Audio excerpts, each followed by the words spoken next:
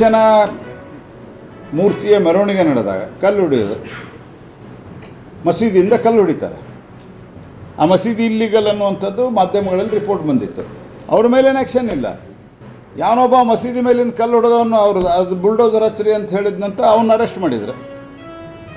ಕಾಂಗ್ರೆಸ್ ಪಾರ್ಟಿಯ ಈ double standard ನೋಡ್ರಿ ನೀವು.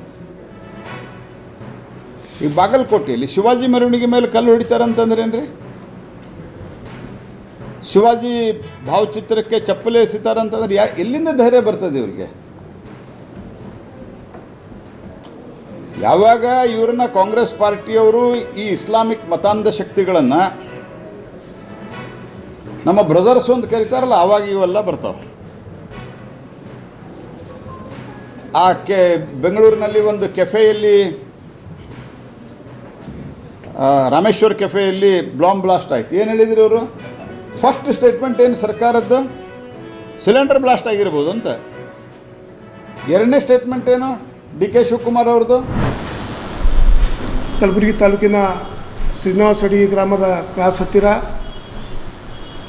ಸಂತ ಶ್ರೀ ಸೇವಾಲಾಲ್ ಮಹಾರಾಜರ 287ನೇ ಜಯಂತಿ ಕಾರ್ಯಕ್ರಮವನ್ನು ಹಮ್ಮಿಕೊಳ್ಳಲಾಗಿದೆ. ಈ ಕಾರ್ಯಕ್ರಮದಲ್ಲಿ ಪೌರಾಗಢದ ಶ್ರೀ ಬಾಬು ಸಿಂಗ್ ಮಹಾರಾಜರವರು ಆಗಮಿಸುತ್ತಿದ್ದಾರೆ ಮತ್ತು ನಮ್ಮ ಸಮಾಜದ ಮತ್ತು ವೀರಶೈವ ಲಿಂಗಾಯತ ಸಮಾಜದ ಗುರುಗಳು ಈ ಕಾರ್ಯಕ್ರಮಕ್ಕೆ ಆಗಮಿಸುತ್ತಿದ್ದಾರೆ.